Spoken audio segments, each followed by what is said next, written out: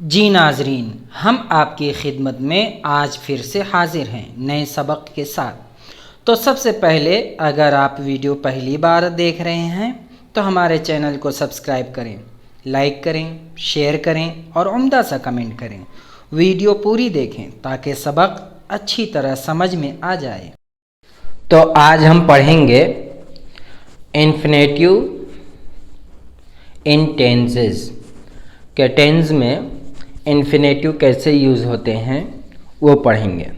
तो इसको मैं ज़्यादा तफसील से नहीं बताऊंगा, इसलिए कि हम लोग पहले टेंस पढ़ लेंगे, उसके बाद इसको तफसील से पढ़ेंगे। लेकिन चूँकि तरतीब से सबक चलना चाहिए तो इसलिए ये पढ़ा देना ज़रूरी है ताकि ये याद रहे कि ये टॉपिक एक बार हो चुका है। तो इंशाल्लाह जब टेंस को हम समझ जाएंगे तो उसके बाद एक बार फिर इसको पढ़कर समझ सकते हैं आसानी से। अभी समझने में क्या है, ज़रा परेशानी होगी, वो इसलिए क्योंकि हमने टेंस पढ़ा नहीं है। तो सारे टेंस को जब एक बार कवर कर लेंगे तो उसके बाद इसको भी कवर कर लेंगे तो ये ज़्यादा क्लियर हो जाएगा। तो खैर आइए देखते हैं कि the perfect infinitive. Perfect infinitive क्या है? परफेक्ट इन्फिनेटिव ये है कि ये इस तरह यूज़ होता है जैसे एग्ज़ाम में दिया हुआ है, he pretended to have seen the film. उसने बहाना किया फिल्म देखने का। Before I turn 40 I want to have written a book. 40 से पहले मैं चाहता हूँ कि एक किताब लिख दूँ, 40 की एज से पहले। I would like to have seen to the Taj Mahal when I was in India. जब मैं हिंदुस्तान में था तो मैं ताजमहल जाना चाहता था। If I had known you were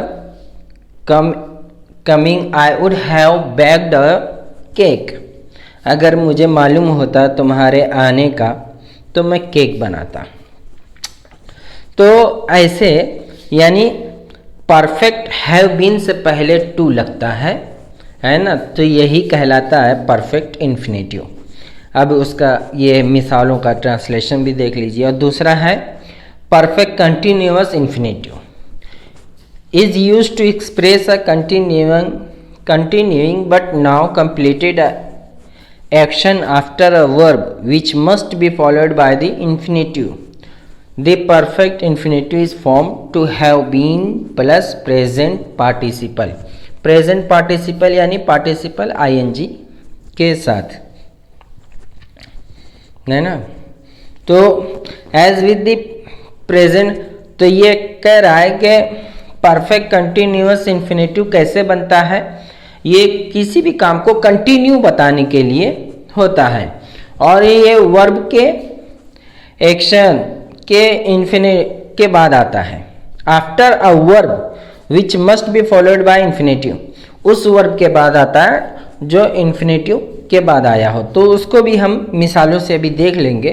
as with the present infinitive there are situation where the zero form of the perfect continuous infinitive is required. इधर ज़ीरो इन्फिनेटिव चाहिए। ज़ीरो इन्फिनेटिव यानी जो वर्ब की पहली शक्ल है उसमें टू नहीं लगा है ना। वही जैसे टू सिट, तो ये क्या हुआ, ये कंप्लीट इन्फिनेटिव। सिट ये ज़ीरो इन्फिनेटिव। टू ईट ये हुआ कंप्लीट इन्फिनेटिव। ईट ये हुआ ज़ीरो इन्फिनेटिव, है ना। तो इस तरीके से आप समझ जाएंगे अब आगे। तो so the word is to the word to is committed. This happen after most modal auxiliaries and in other place where zero infinitive are used. और ये कैसे होता है, वो मॉडल ऑक्सिलरी वर्ब भी आता है, उसके बाद देखते हैं। आइए देखिए, पहले मिसाल देखिए, बस मिसाल देखें तो इससे ज़्यादा क्लियर होती हैं बातें। The perfect continuous infinitive, the woman seem to have been crying, है ना। तो to have been crying, the woman seemed he pretended to have been painting all day, उसने पूरे दिन ड्राइंग करने का बहाना किया। I would have preferred to have been sleeping all afternoon, है ना, कि मैं सारी दोपहर सोना पसंद नहीं करता। I would have preferred to have been sleeping all afternoon, नहीं, ये यानी मुझे सारी दोपहर सोना पसंद है। You must have been waiting for hours, और तुम्हें क्या है, आप घंटों इंतजार कर रहे होंगे। They might have been talking before you came in, है ना, कि तुम्हारे बारे में बात चल रही थी आने से पहले। और you should have been studying for your test, तुम्हें अपनी पढ़ाई के लिए पढ़ना चाहिए था। अब देखते हैं, the continuous infinitive is used to express a continuous action after verb और auxiliary which must be followed by the infinitive. The continuous infinitive is form to be, present participle, है ना, और ये एज विद दी।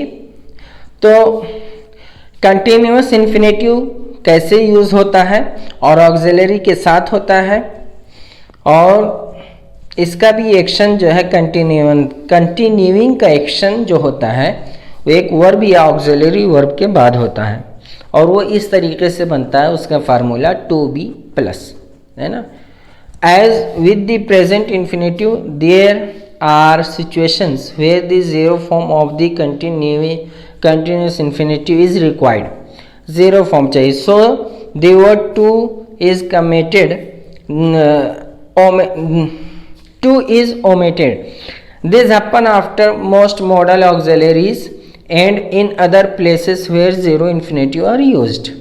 अब देखते हैं, I had really liked to be swimming, ये है ना, सारी चीज़ों को बोल्ड किया हुआ है। In a nice cool pool right now, I happen to be waiting for the bus when the accident happened. It must be nice to be going to a wedding overseas. You must be joking. We should be hurrying. We are late. You had better be working on your report when I get there. अब उसका ये translation देख लीजिए। Passive form में भी infinitive use होता है। I am expecting to be given a pay rise next month, मैं उम्मीद रखता हूँ कि अगले महीने मेरी तनख्वाह ज़्यादा मिलेगी। She is hoping to be elected president, उसे उम्मीद है कि वो सदारती उम्मीदवार जीत जाएगी। The carpet needs to be washed, carpet को धोना अब ज़रूरी है। These door should be shut at night, रात को ये दरवाज़ा बंद कर देना ज़रूरी है। This window may be open but that must be stay closed, ये खिड़की खुल सकती है लेकिन उसे बंद रहना चाहिए। Alice could be given a prize for her art work, Alice को उसके आर्ट वर्क के लिए इनाम दिया जाना चाहिए। तो बस ये थे वो सारे असबाब जिन टेंसेस में इनफिनाइट यूज़ होता है। अब इसको इंशाल्लाह हम लोग तफसील से कभी पढ़ेंगे जब हम लोग का टेंस पूरा हो जाएगा, है ना। बस इतना ही, फिर मिलते हैं इंशाल्लाह आइंदा के सबक। अल्हम्दुलिल्लाह ये सबक मुकम्मल हुआ। आप इस वीडियो को बार बार लूप करके सुने ताकि सबक अच्छी तरह से समझ जाएं। अगर आप चाहते हैं कि इंग्लिश में मजबूत हों तो हमारे चैनल को सब्सक्राइब करें, शेयर करें, लाइक करें और उम्दा सा कमेंट करें। पढ़ते रहें, लिखते रहें, समझते रहें, बढ़ते रहें, तरक्की करते रहें।